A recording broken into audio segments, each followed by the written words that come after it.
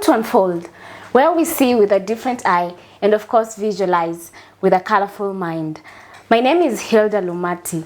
Now, the loss of a loved one can either affect you emotionally, physically, psychologically, or even spiritually. Now, Esther Matendechere is here today to give us her story on how she became a widow at the age of 22 years. I'm Esther Matendechere, a mother to 2 kids, a widow, and I'm here to share my story today. Esther, karibu kwa Unfold. Thanks. I'm glad you're here to share your story. Now, you said you're a widow at the age of, you were a widow at the age of? 22. 22 years. Sahi uko na watoto? 2. Wawili. Kijana, msichana? Kijana, msichana. Sasa nataka utupeleke through your story. Ni nini ili happen really to the point where ulipatikana unajiita widow? So it's 31st May. I'm at home. Jioni around 5 to 6. Niko na watu wanakuja. I was staying at Kisumu.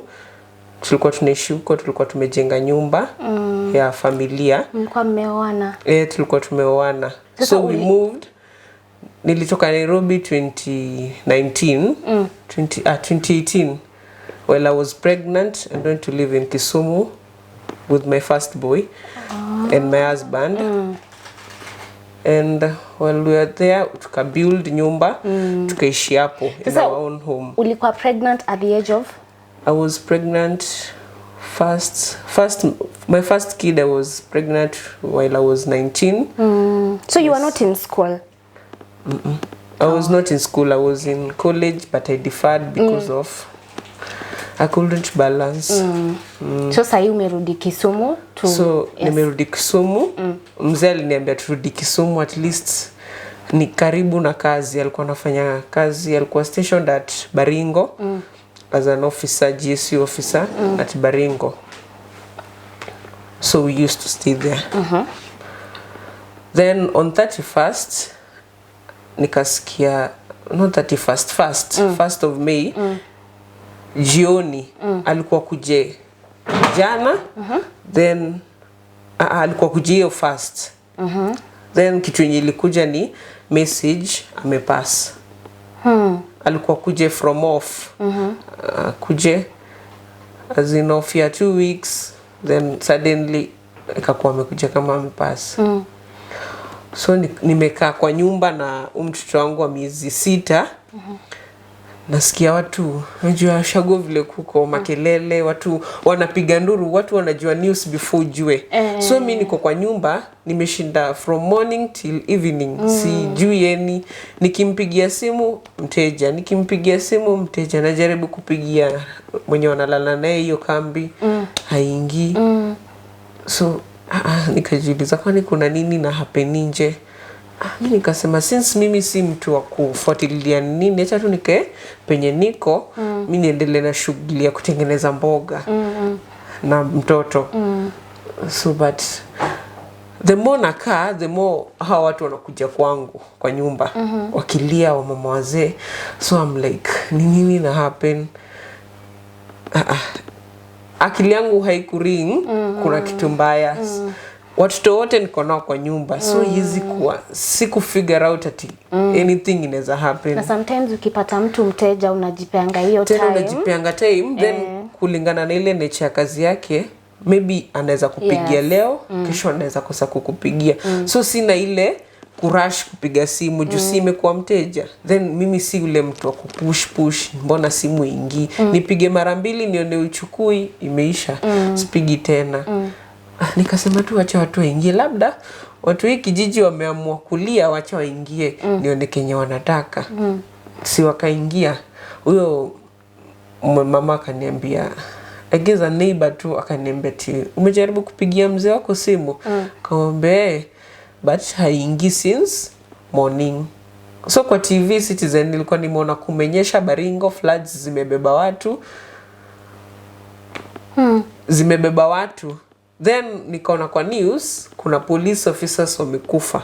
Baringo it's a big area, so siku fikiria maybe ni mzee wangu ama anything. Nilisema tu it's normal since Baringo ni place kubwa sana. Stations ziko mingi.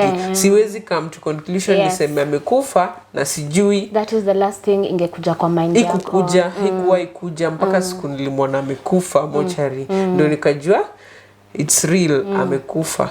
So vile watu walikuja wakaniambia hebu piga simu. So wanani trick. Wanatumia tricks kuni. Hawataki kuniambia message direct. Nikamwambia sasa acha nipigie brother yake mkubwa. He was the last born. Kumpigia akaniambia ati akushika simu, alishindwa kuongea. Alishika but the wife akachukua simu akaniambia Esther, kulinyesha jana Baringo vibaya. Freddy walikuwa wanatoka meeting, then lori yao ikakuwa swept na maji. Nikamwambia how sure are you ni Fred amekufa, yet kuna 2 officers were missing. So mimi hopes zangu the 2 officers were missing ni one ni bwanangu. Juu sikuwahi fikiria. Tumejua na short time, tumezaa watoto, then mtu ameenda hivyo. Just like that. Hivyo tu. Nikamwambia pana. So mimi kitu yenye nitafanya, I will only believe nikifika mochari. Nimuone, nimuongeleshe, nione kama amki nijue ameenda. So, that's what I did. Kila mtu alikuwa analia. Watu walikuwa wanapiga nduru, wazini wanajirusha, wanasema ule mwanamke amekaa kwa kiti lakini kumwambia mimi sitalilia mtu mwenye sijaona. Juu nyinyi pia mko sure hii ni statement tu imekuja, watu wawili hawajapatikana. So nyinyi mko sure mnalia, but mimi siko sure. Nyinyi kaeni tu hapo mlie, mfanye vile mnataka. Nikaenda bedroom. I had a friend anaitwa Mary, akaniambia ati Esther, itabidi tu kubali ameenda. Nikamwambia hapana, afadhali hata friendship iishe sai. But siwezi gamble death. Tusibagain kuhusu life and death. Wacha ibaki mimi nijue hajakufa, nyinyi mbaki amekufa. So that day ikapass. Sijasikia. Remember nangoja atoke off. So simu ilienda na maji. Najaribu kupiga ilikuwa na line 2, najaribu kumpigia. Haiko. Sasa wewe kuna hiyo kitu ilikuwa inakwambia bado wako hai na si yeye. Bado. So mimi nilikuwa nasema in my own spiritual way, nilikuwa nasema Mungu anafanya miracles. Maybe anaweza kuwa alimtumia kijiti ikamshikilia akasimama mahali hivyo tu. Yani sikuwa na believe, I was in denial. So siko hata mtu akiniambia tupange kuhusu mazishi niko tu hivi tusifikishane hapo. So after that tukakaa hiyo preparations za burial. So hakuwa amelipa mahari. So I had to go back kwetu nyumbani Ushago. Wazee wakuja walipe mahari, then I come back and bury my husband. So wait a minute. Siku ulipata news haukuamini. So siku zinasonga. Mlianza plans za burial the next day. The government inafanya, as in the minute mtu amekufa, the government inawapea period of time, mna decide mtakumzika lini, mtafanya hivi na hivi. Na ilikuwa time ya corona. So in a pandemic vitu zina rush. So if kama ni date 9 mnaamua. Kama ni 20 vile mtataka tu. Since kila kitu iko ready, government ina provide kila kitu for burial hivyo. So ilikuwa inamaanisha mwili haingezikwa kama mahari haijalipwa. So you had to go home. I had to go home with my 2 kids and his cousin Dem. Tukaenda naye nyumbani. Kesho wazee wakakuja, wakaleta mahari, wakaongea, nikarudi na wazee. Sasa hivyo ndo since it was a wish alikuwa anataka kunitolea mahari, but since kitu ilikuja ikakat dream yake hakufanikisha. And then wazee wale wanawake walikuwa wanakuja, walikuwa wanani advice ama ungoje. Wazee wanasema hapana, afadhali tufanye tumalize kila kitu mara moja than kuwait. After burial pia kuna issues, so that's how it went. So mkakuja mahari kalipwa? Tukarudi na wazee Kisumu. And then now ilifika point gani sasa ukaamini ameenda? So it was on I guess 7th tukakuwa tunafaa kwenda kuchukua mwili Gilgil hapo ni Umash funeral. Nikafika nikachukua tu watoto wangu. I only had my kids. Hao watu wengine I don't know what, sijui ni society vile inafanya mtu. The minute mtu ana realize hauna mzee kuna vile anakubagua. So I only had those kids. Huyu mtoto wa miezi 6 na huyu kijana wa miaka 3.5. So I'm move to now, niko huku na watoto. So this friend from just nowhere akavolunteer anisaidie twende Gilgil tuchukue mwili. Since brother yake ako Nairobi ana plan vitu, GPA ni askari, ana plan proceedings za burial.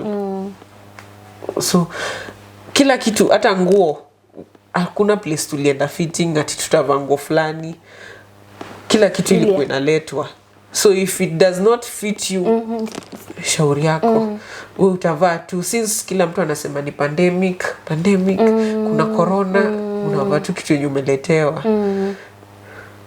Tukaenda Gilgil na kufika huko, I thought my brother-in-law ako Gilgil. Kumbe hakuwa amefika Gilgil. Nikiwa kwa gari akaniuliza, boyfriend akaniuliza na mtalala wapi?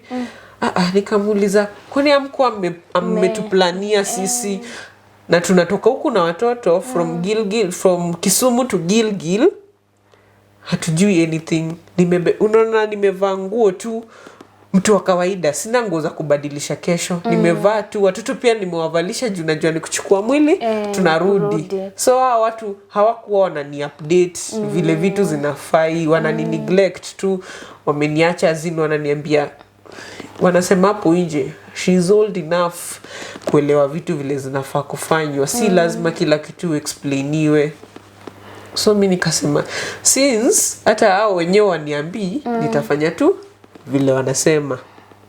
Ans wakajaribu kuongeleshwa mumpeleke, wanasema wao wanaogopa kwenda kuchukua mwili. Sasa nikamwambia na mimi sijawahi chukua mwili ya mtu, sijawahi enda. So how do I start? So mzigo ilikuwa kwako. Nikarudi kwa nyumba after kuosha watoto, nikarudi kwa nyumba, nikaenda nikalia, nikauliza nitaendaje? Mtu ninamngoja off, nenda kumchukua kiwa maiti. It's so hard. Hapo sijui tu nilitoa wapi courage, nikamwambia sawa mnipe fare, niende wapi kumchukua. Wakatupatia fare, then we went to Gilgil, took him. There's one mistake alifanya. Wakati alikuwa kurutu, haku update nini yake, aliwacha brother yake kama his next of kin. Oh my goodness. So brother yake ndo angekuja mochari tuchukue mwili tuende Kisumu. Brother yake from saa 1 till saa 9 hajafika.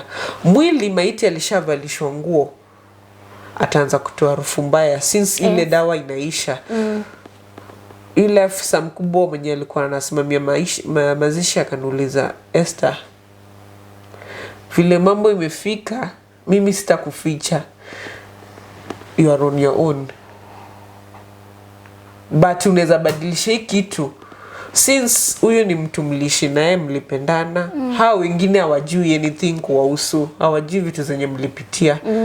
Naweza kukupatia authority uchukue mwili uende nyumbani. So that's how we did it. Since tulimngoja mpaka around 5 hakuji. Na wazazi wako wapi? Wazazi waliaga kitambo. Okay. He was an orphan. Wazazi, dad aliaga 202, mama kaga 203. So he was an orphan. Aunts ndo wamekuwa wakiwa raise hivyo mpaka wakafika hapo. So I guess that part ndo ili miss kabisa. Wazazi kutokuwa hapo. So I said it's okay since umenipea opportunity. Since he was my husband. Yes. So if kama huyo next of kin hayupo, hawezi hata muona. Utamuona wakati unaenda kumchukua. So in my mind bado ile kitu ya denial inaniambia hajakufa.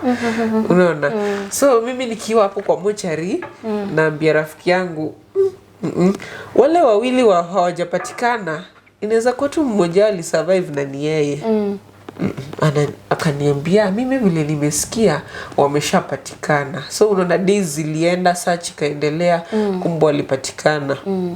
Nikasema anyway, sasa tutafanyaje? Tuachie Mungu.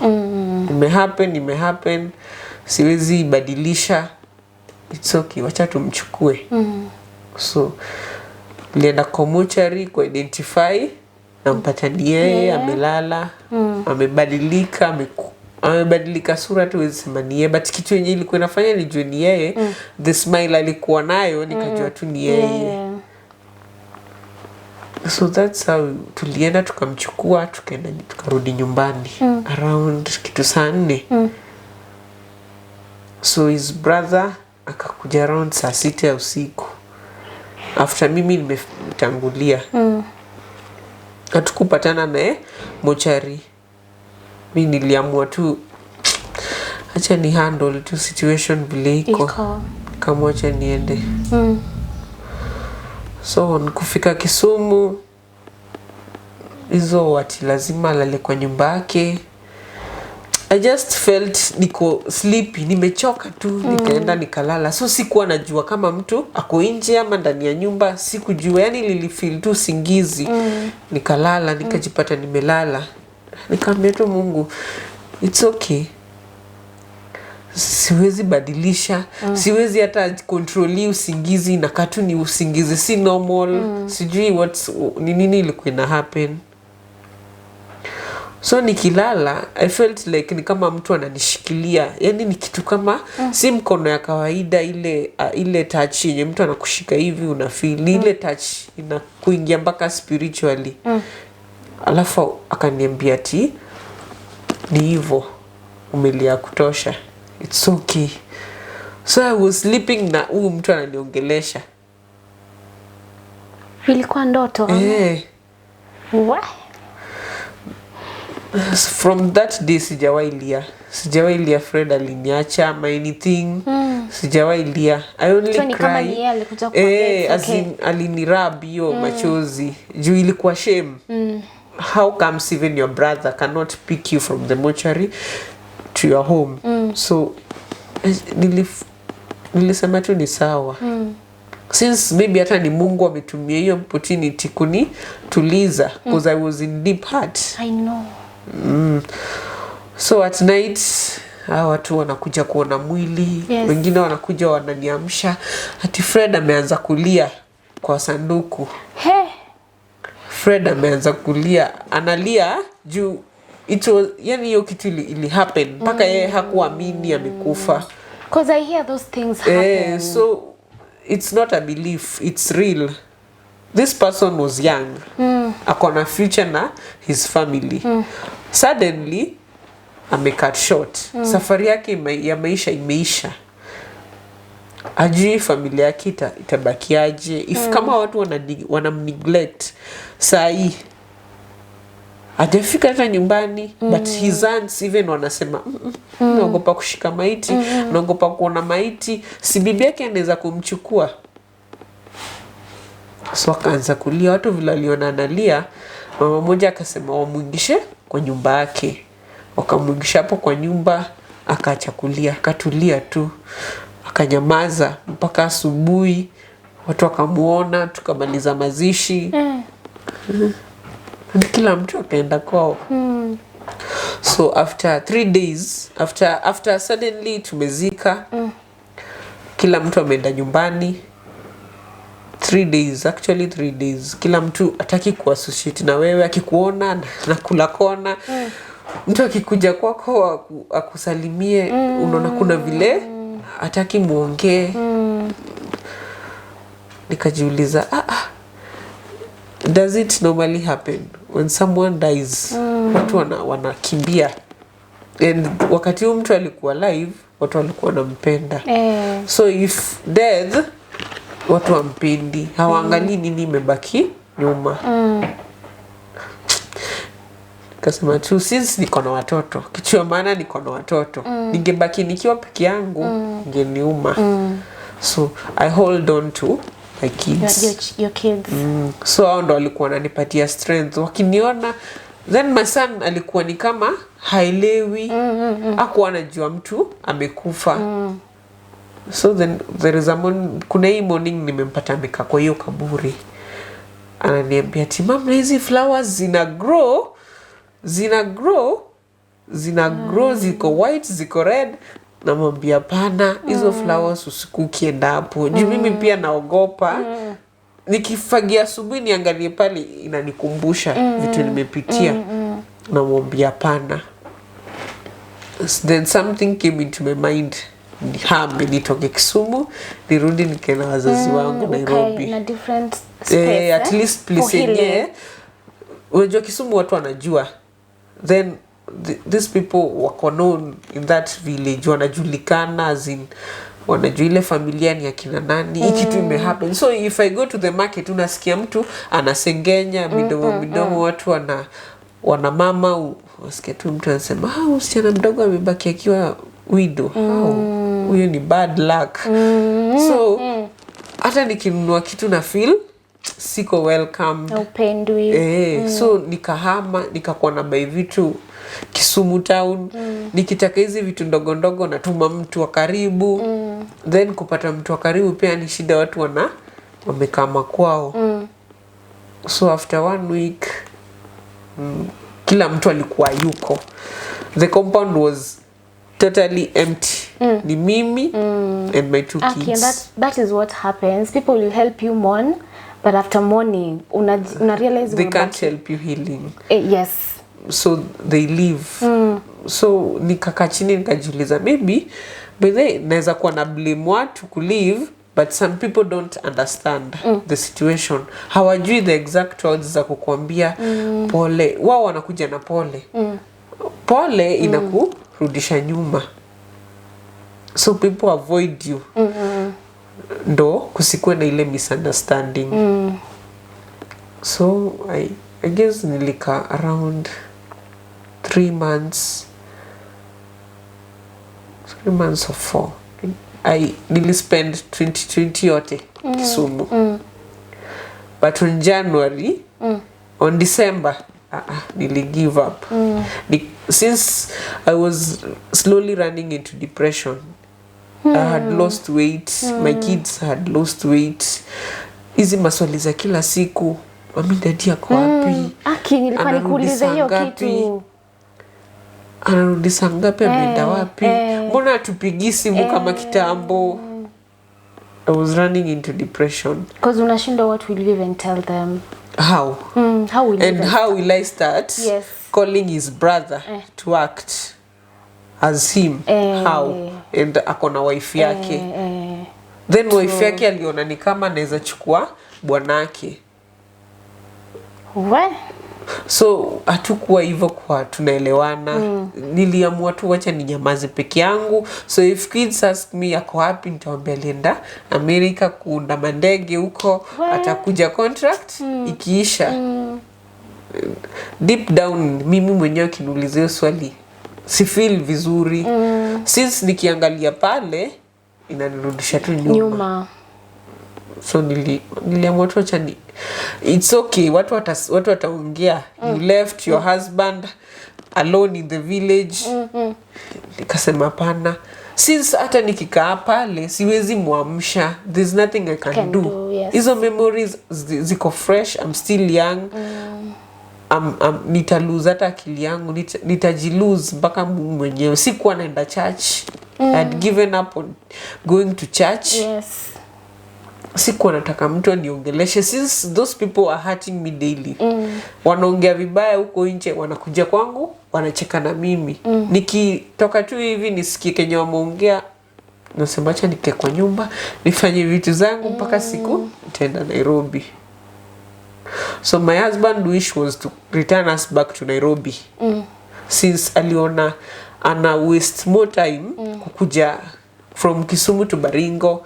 Ivo ni more far than Nairobi to Baringo. Akasema ti I wish niwarudishe Nairobi penye nilikuwa.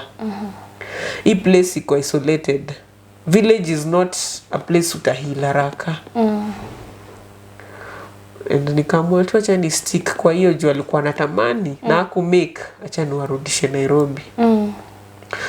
So coming back to Nairobi, life was really hard. I had no money. Without money in Nairobi. Since I had given birth and mtoto wako 6 months, sikuwa na job. Sikuwa na job, niko tu nyumbani mimi nangoja pesa itumwe nifanye shopping tukule hivyo maisha yaendelee. Life was really hard. Surviving was really hard. Kupigia brother yake sioni kama ni option. Sometimes we get tired of depending on people. It's so hard. Yes.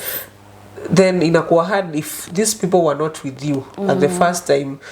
Kukuja from this period mpaka nikuje Nairobi, it will be more harder.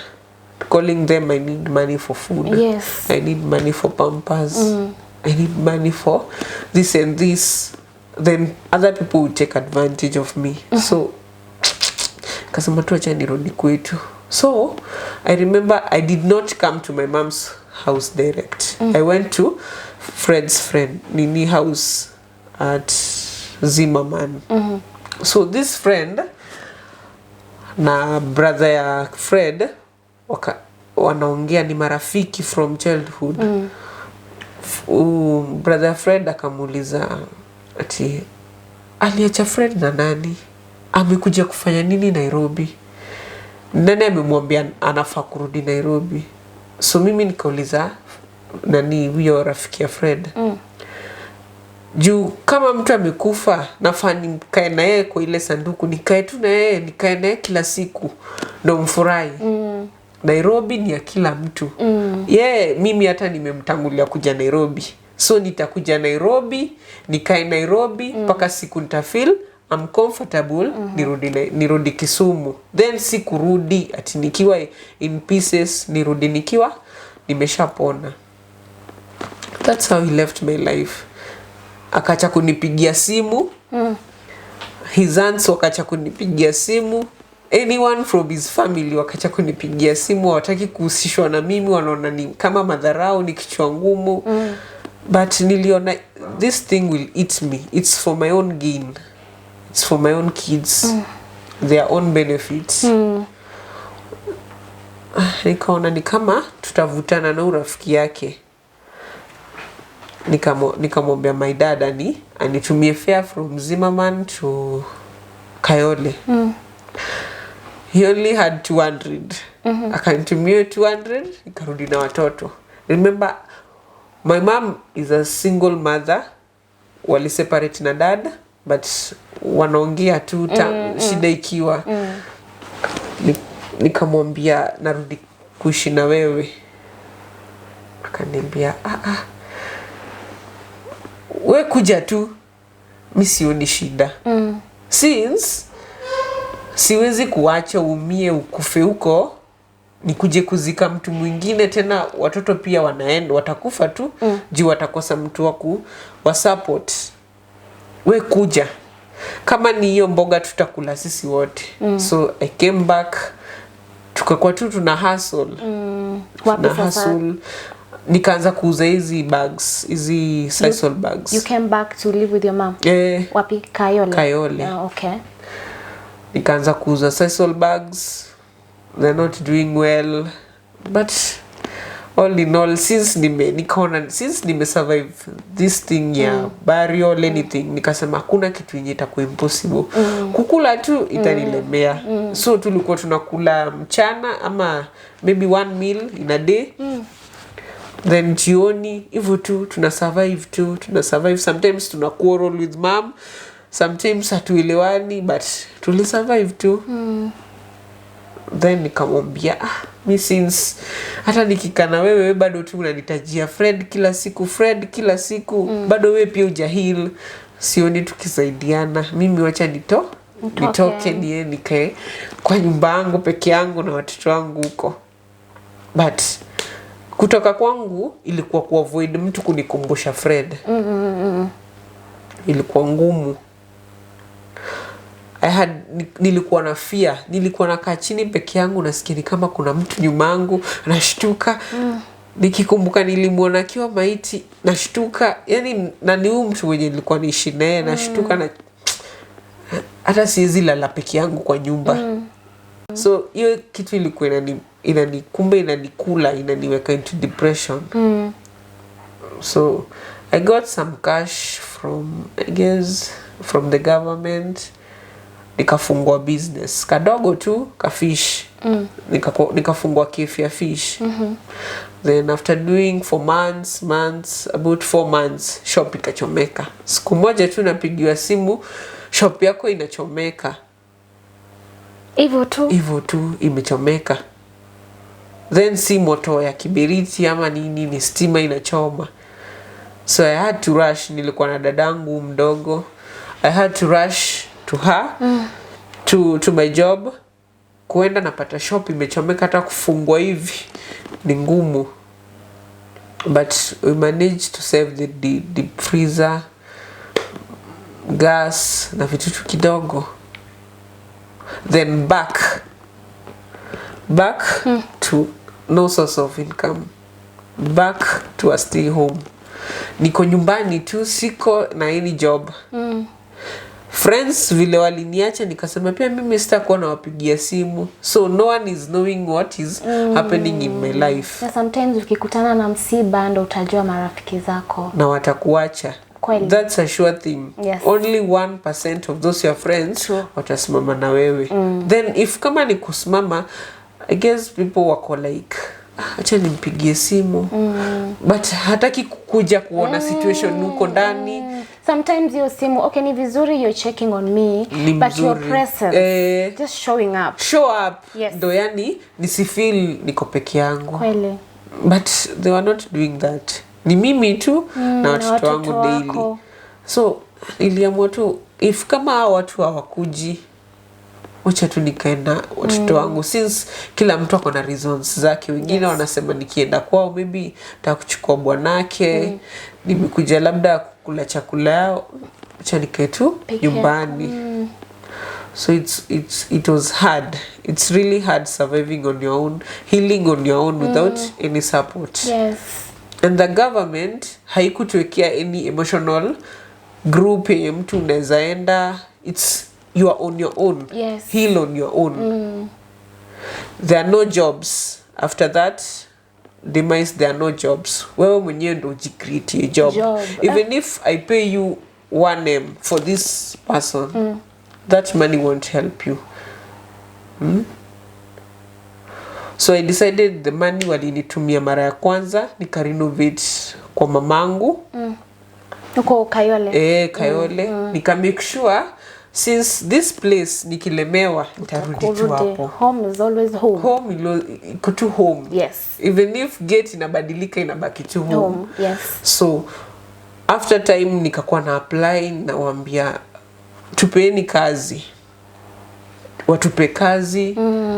As in ukitaka kusaidia mtu mpatie kitu yenye itakuwa inampatia income. Yes. There's nothing like savings.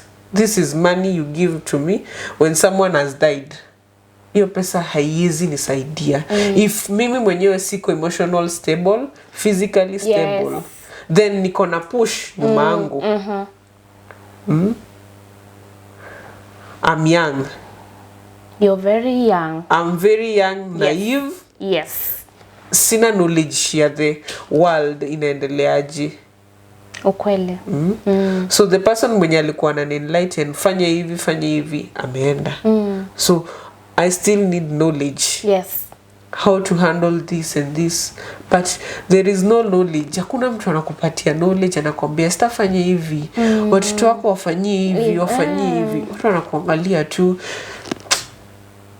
Wengine wanasema she is young, she will get another husband. So hawataki kukusaidia juu wanaona ni benefit wanakubenefit but no. So from that time I did not heal from grief. I healed from loss. Nili accept loss, but grief, since it's a price I had to pay for loving him. Since I had memories, grief is still a journey. It doesn't have age. So I'm still healing from grief. But loss, I already done that. You accepted. I accepted it. Nili move on. Nili kubali. It may happen. These things happen. Even if it may hurt, it may happen. Na unajua kwa life, unajua nikikusikiza, kuna kitu mimi nililearn. Yani ukiamka asubuhi, shukuru Mungu. As long as to, and that was the last message my husband told me. Kitu ya maana ni kuamka. Uhai. Then communication is the most thing, the basic thing in life. Umeamka uko salama, julia wenzako hali, wako aje, wako vipi, because he used to tell me without money ama bila credit, mimi huwa na make sure na wapigia simu kila siku. Si ati ni juu nitawatumia pesa ya anything, but nijue tu mnaendeleaje na maisha. So people lack that interest ya kujulia watu wengine hali, kushukuru wengine vile wameamka. We're just there. Because unaweza cheka na mtu leo, kesho hayuko. Like it can be mysterious. Hajakuwa mgonjwa. Like my husband, he was physically fit. He knew how to swim. Then suddenly he's off. So if kama tuna value, tunapenda mtu, let's love beyond death. Ameenda, ameacha familia na watoto, let's love beyond death. Death, yes, ameenda. But kuna memories huyu mtu ameacha. Tusiangalie huyu mtu alikuwa labda anatufinya, labda alikuwa anatubamba ama anything like the society vile iko. Tunapenda tu mtu wakati yako ana pesa, tunampenda hivyo. But wakati ameenda, hatutaki kushughulika na familia yake, tuwajulia hali. You know, people forget you like this. After the minute tu wamemaliza matanga, watu wamerudi kwa story, wanacheka, wamekusahau. Wewe unashanga kama ni place ya kazi umereplacewa. Wanashanga ni nini? Kwani watu wao hukula nini yenye mimi sikuli, yenye na fili uchungu wao wafili. Juu walirudi normal after mazishi imeisha, viti zimetolewa, naona kila mtu anacheka. Nikasema maybe I'm the abnormal one, acha niende nilale kukitanda. Wao wabaki, unajua mimi si, yani I'm that type of person huwa nikiona mtu hana interest na mimi na avoid. So najishughulisha mwenyewe. Kama nina watoto, acha nikae nao. Watu wengine acha wakae kivyao. But Esther, how is it raising 2 kids? Right now you're 24. Yes. How is it raising 2 kids? There's no father. They look at you as a mother. It's hard. And as a dad. It's hard. Those kwanza hiyo part ya dad. It's a big role. Being called a dad. It's a big role. Since they expect dad who akosi pesa. Watoi wanakuwa dad who akosi pesa. And back wanasema pia mom who anatumiwa pesa na dad. Wewe una pesa, mtoto anasema anataka kitu fulani. Anaona ni kama unamzuia kupata kitu yenye anaitisha. But haelewi kuna situation ili happen, this and this happened. Na unajua watoi wanaenda shule, unasikia watu wenzao wanamwambia dad wangu amenunua TV. So you child so my son does this. Anaenda shule, wenzake wanamwambia babangu alikuja jioni, akafanya hivi, akafanya hivi. Alafu anakuja ananiuliza, "Mom, dada amekupigia simu anarudi lini?" Namwambia anakuja, bado hiyo ndege haina miguu, hazijaletwa. Akienda shule kesho asubuhi, anamwambia mimi babangu anaunda ndege bado. Yeye huwa haelewi kitu ina happen na life. Na ina affect upbringing ya mtoto. Ina affect. Since huyu mtoto anasumbua, anakosa ile role ya dad. Anaona mom ni mtu weak. Mama akiniambia hivi, hizi nifanya hii weka hapo. Kuna kitu mama anaweza fanya. So ye huwa anaona ni kama dad ndo the best. Mom ye ako tu yeye ni wa kufua nguo, kupika chakula hivyo na ku make sure tumeenda shule. But dad ye ni wa pesa. Okay. So my son yesterday was telling me ati nilikuwa namwambia tutaoana na yeye, ananiambia hapana. Babangu aliniambia nisioe wa mama wakubwa. Nisioe wa mama wakubwa juu amefunzwa na dad unapenda tu mtu mmoja. So yeye interest yake ni ya dad. Nikiamka asubuhi ananiuliza, "Mam, dad amekupigia simu?" Oh, sawa. Amesema kuji. Sawa. Ana interest na mimi, ajue niko aje, naendeleaje, hana hata shughuliki. But the girl yeye ananipenda. Since hakuwa ile akujua love ya dad. Alikatu nayo for 6 months, then dad akapass. So hajui, ashughuliki, ana issue. Yeye ako tu anasema anapenda mama na baba, ana issue. Unajua Esther, it's one thing kama ungekuwa umebaki peke yako, but kuna watu wawili wanakutegemea. You cannot afford to give up. Watu wao wanakutegemea, lazima uwe na chakula, and mtoto akikuja, be assured vitu zinaongezeka. The way you spend your finances, you have to think about your children. It's just not about you. Na umepitia challenges mingi, which nataka uendelee kuziongelelea, but nataka pia utuambie ilifika point gani ukarealize, you know what, I am now starting to heal. And how was it like for you? Oh, so when I opened the fish business, kila siku nikiamka najipata I'm not the Esther I used to be. I was nikipatana na customer wananiambia umepika vizuri. I'm like, this is not me. This is not the Esther I used to be. Nimeanza ku grow, and the way nina interact na watu si vile nilikuwa na interact before nikiwa bado na grief. Then I guess these kids ndo tu walinipea ile hope. Keep pushing. Wananiambia, "Mom, ongeza fish zingine zimeisha." They're like, add, wanani push. If hata samaki mbili zitabaki wananiambia, "Tuletee nyumbani tukule hizo." Then I had to nilikuwa natumia more time job than kwa nyumba. Juu nikiwa kwa nyumba wananikumbusha, pigia dad umwambie unauza samaki. Huyu boy ananiambia hivyo, pigia dad umwambie, you know how a 4-year na behave. Ako playful, anataka tu kila saa zunguke na yeye hivyo. So hao watu wenyewe walikuwa wanakuja wanachukua fish, wananiambia uko sawa hivyo. Ndo walinisaidia nika heal. More than vile nilikuwa nimekaa tu kwa nyumba. And then prayer. Kuomba ndo kitu ya praying for God's grace kila siku. Niamke nikiwa salama is the key. Ndo kitu ilinifanya nika heal more faster than other people. The people will take like 3 to 10 years healing. But I took months healing from the loss. Not grief. Yes. So prayer was there, most. Then the kids, then the business. Na pole tu you started realizing there's more to life. There's more to life. Yes. Then there's more to everything. If believe ili happen, accept, then kila kitu iko sawa. Na hata mimi naweza taka kukuambia, unajua hiyo time, najua watu wanaweza hiyo time uki-experience loss, watu wangekuja wakuambie everything happens for a reason. Unajua such a statement will not make sense at that time. It's not making sense. Because you like, if everything happens for a reason, like mbona Mungu anachukua for this. But now when you start healing one step at a time, you realize there is a reason. There is a reason. So there is this guy, our chief area in Kisumu, aliniambia a woman once lose her husband, anakuanga more kufikiria than wakati yako na yule husband.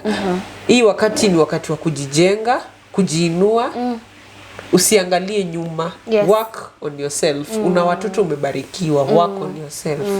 Usiangalie penye umetoka, kile umepitia, just work on yourself. Focus more on yourself, developing yourself, ujiangalie, ujue ni hii nataka, watoto wangu nataka wafanye hivi. Then hiyo kitu tu ndio ilinisaidia peke yake. There is no one, hakuna mtu, hata mamangu hajawahi nipe advice ati ufanye hivi.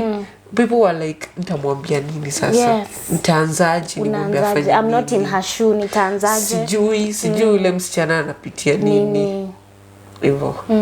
So they were like, acha tumwache. But then people, as I was growing up, people wanajua Esther ni mtu amenyamaza, anajua kujifanyia vitu mwenyewe. So they left me nijifanyie vitu kwa dunia yangu. And sometimes yo mtu amenyamaza ndio mtu anapitia vitu, lakini yes. So nilikuwa napitia daily, sikuwa nimehilile kabisa.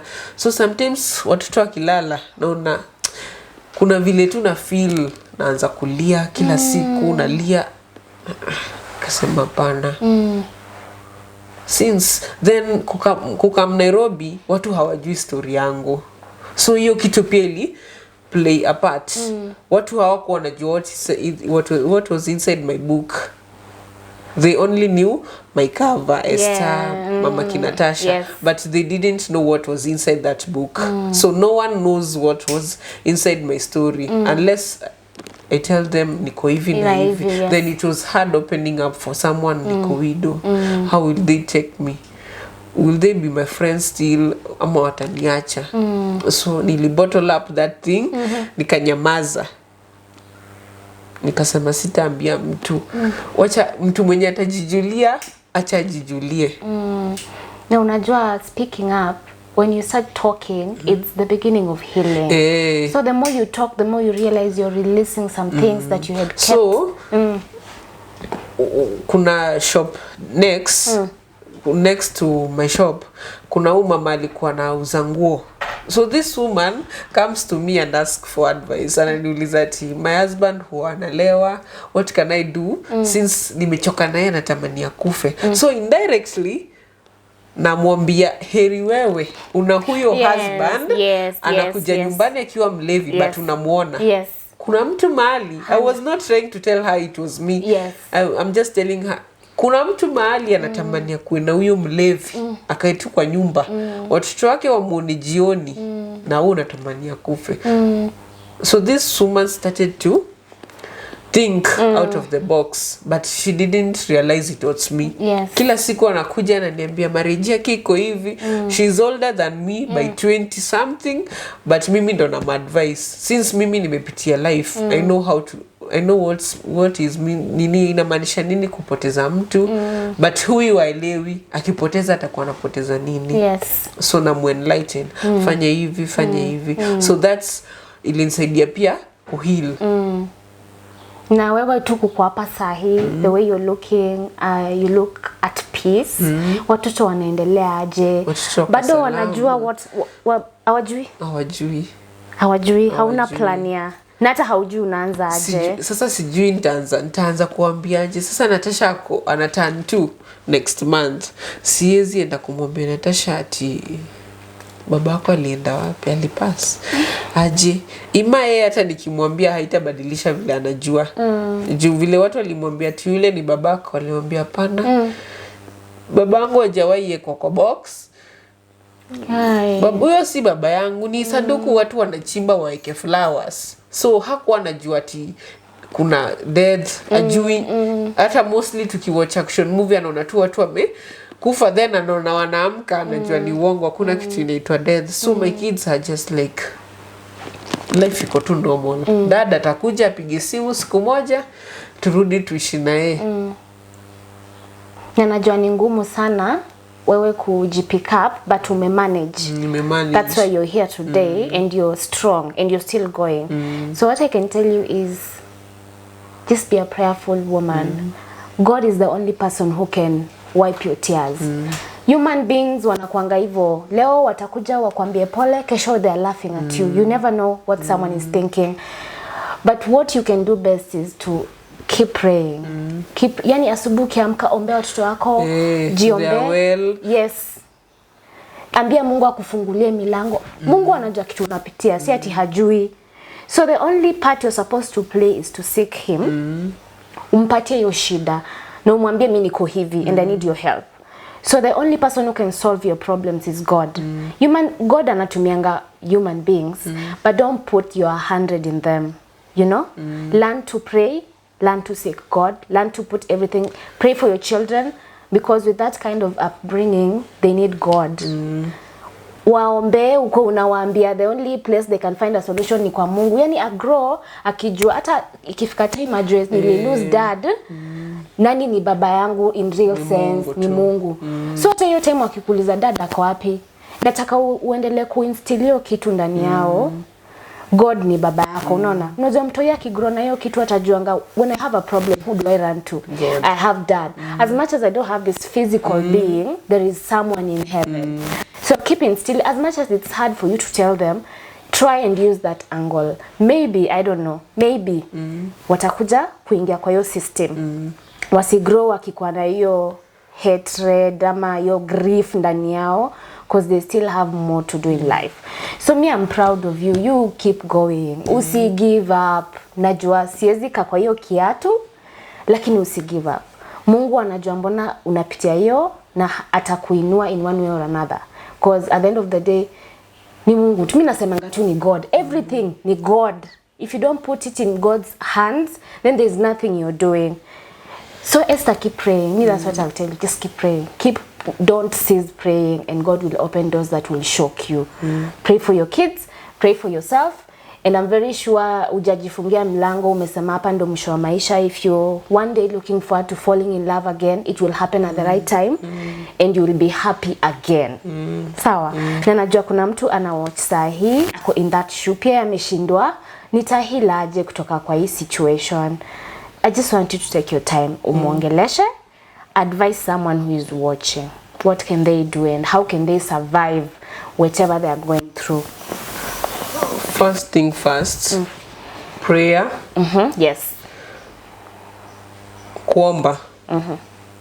There's no solution elsewhere without prayer. Yes. There's no destiny helper who will come to help you healing unless God. Yes.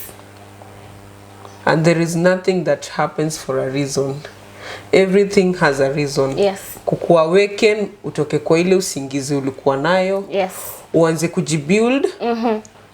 Accept that you are not promised a 100% life on earth.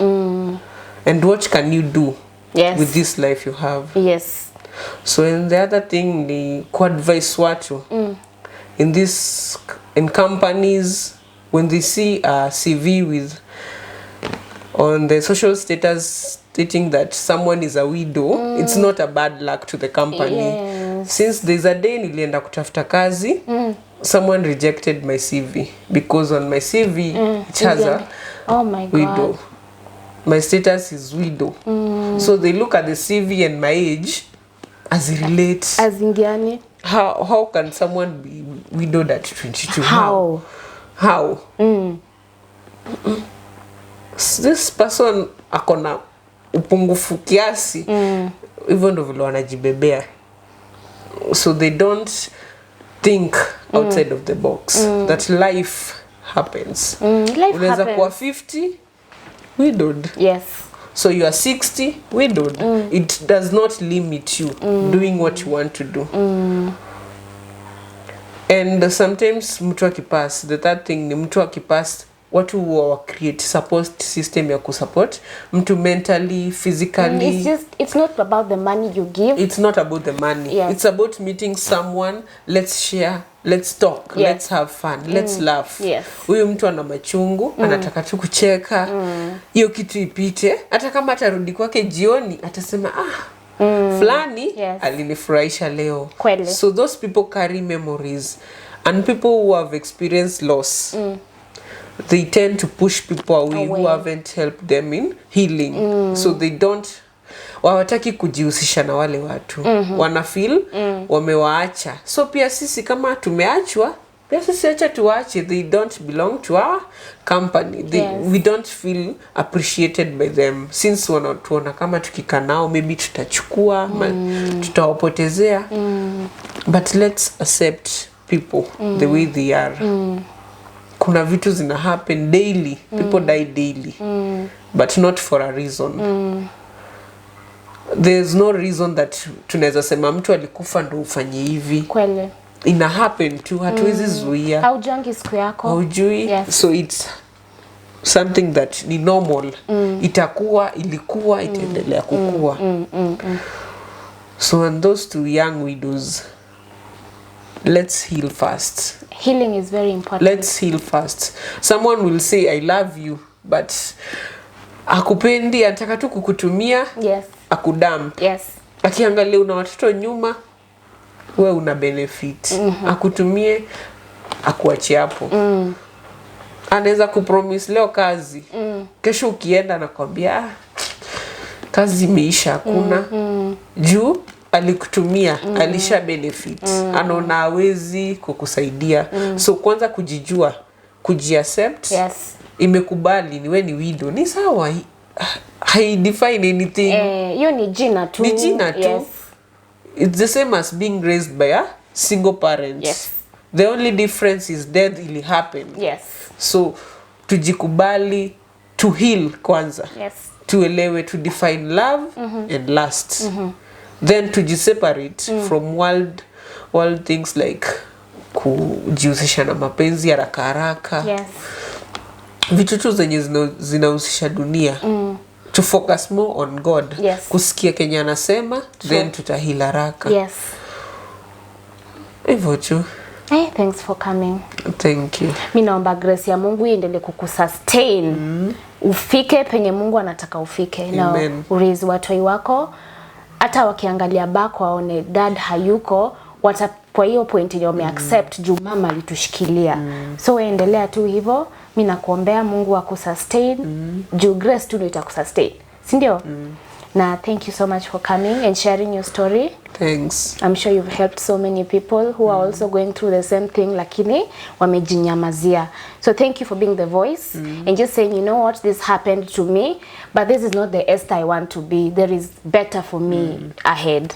Sawa? Asante. That was Esther for you, and guys, as you can see and you can hear, that was Esther's story of how she became a widow at 22 years. And one thing I've learned from this conversation is learn to check on people. Learn to check on how people are doing. Just call them, ask them, are they okay?